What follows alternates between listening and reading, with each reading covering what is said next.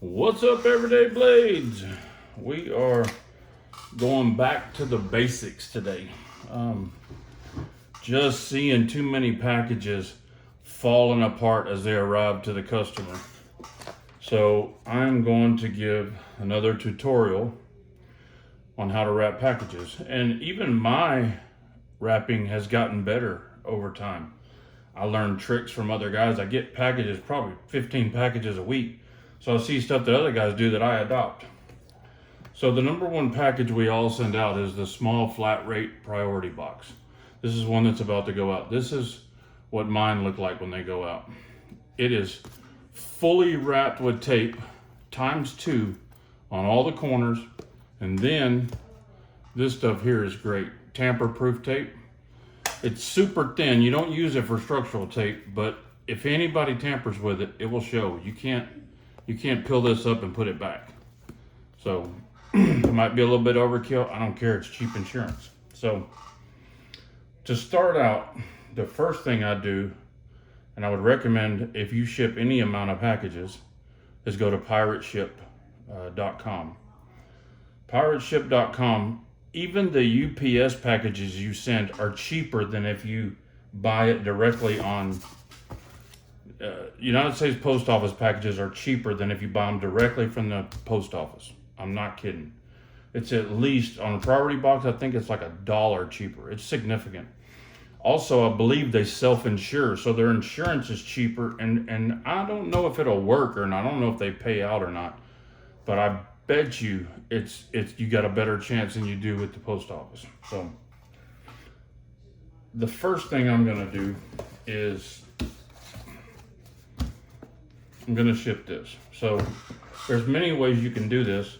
A good way, and a cost-efficient way, is to buy this.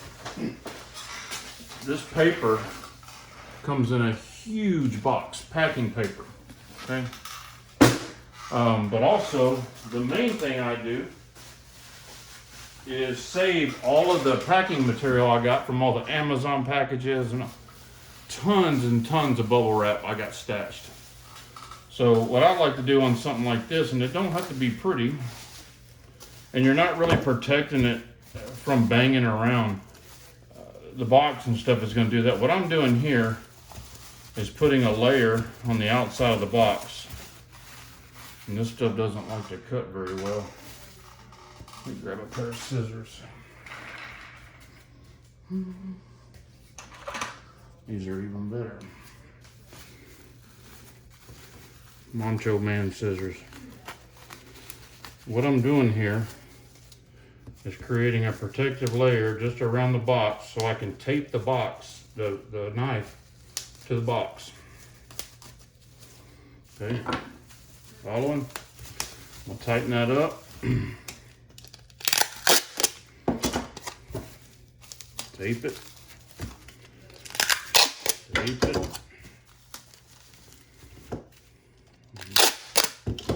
I'm gonna bunch the end up. Tape it. Same thing on this side. So there you are. And you can even put a couple more layers of tape around there if you want. But the next step I learned from another member, was to tape this to the box. And I've seen lots of guys doing this, not a trade secret. Until I saw it, I didn't know about it. This way, if there were to happen to be someone peeking in the corner of the box, you ain't got to worry about it. It ain't going to fall out. They ain't going to pry it out of there. They're going to have to deliberately tear this box apart to get this out. Now you're going to say, oh my God, it's overkill. I don't care. When it comes to this, man, it's cheap insurance. You don't have to worry about it. Okay? It's solid, it ain't going anywhere. So then, on top of that, I'll take a little more of my free bubble wrap and I'll just tear some off.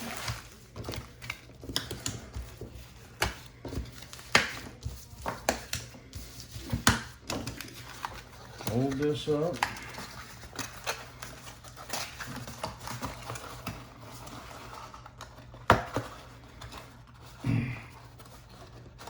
Before I do that, I'll take my paper.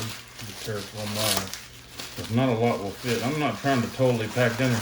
This is just in case this package were to come loose, my tape were to come loose. It's just extra protection. And again, that's all free bubble wrap. I never run out of it from the packages I receive. Even the stuff like my wife buys, you know, stuff she buys from Amazon. I jack all the packing material out of there. The only packing material I buy is that packing paper. And that stuff lasts me forever. That's the only box I've ever bought, and it's still 3/4 full. You can wad that stuff up and pack anything. So now we have that secured. And this is how a lot of packages get shipped right here. This is terrible. Okay? First thing you're gonna do is secure that tight as you can get it on each end. Turn it around. Secure that. Secure that. So everything is good and tight. Okay? Now I'm gonna double tape every opening on this box. And this is how I ship every package.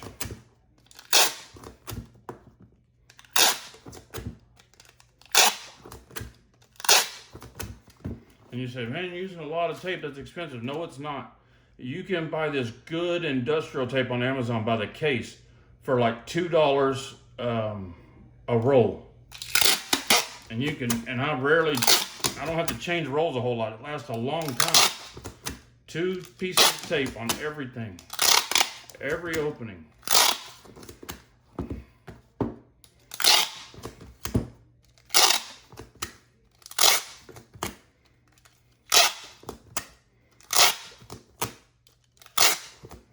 And then 1 piece of tape all the way down here, just in case this were to get wet. I mean, you don't know where these packages are going. I've seen my packages bounce all over the country in 8 different directions. You don't know how many times it's going to be in the pouring down rain. Just so if that cardboard were to get wet, it'd help it hold together where the knife can't fall out. This is where this comes in.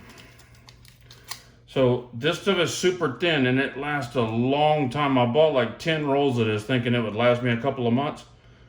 I'm almost a year into it and I'm on the 2nd roll. I just opened the 2nd roll because it's so thin, there's miles of it.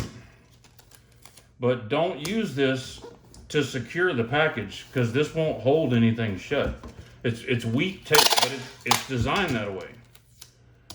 And you don't have to do this part. This part is big time overkill, but I ship pretty expensive knives. I don't think there's no such thing as overkill. They're not going to be able to claim that they accidentally opened my package, right? If they have my product, they had to have purposefully opened the package. Another thing about scales, whenever you put your weight in there, if you're doing your packages from home, make sure you weigh it and put the exact weight as close as it'll let you on there. I've known members who shipped their package, the item was stolen out of there and they shoved women's clothing or something in there and it went on down the line. Well, the only way they were able to prove that a postal member stole that was they checked the weights at each stop and the weight changed between 2 of the stops. So it's very important that you put the right weight. That way they can tell if your package lost weight between one stop and the other, because knives don't go on diets, they don't lose weight.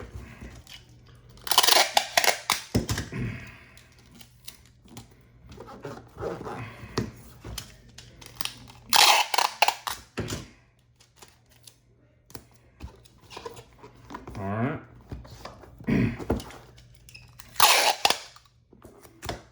One down the middle. Right there. All right, and that package is ready to label. Okay.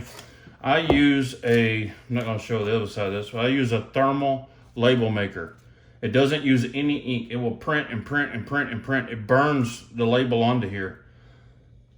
every time I go to print on my regular printer, the thing's out of ink. It's a color printer, and the only thing I use is black and white, and all the colors run out before the black and white because it evaporates. That thermal printer is worth its weight in gold. If you ship packages regularly, I suggest you get a thermal printer.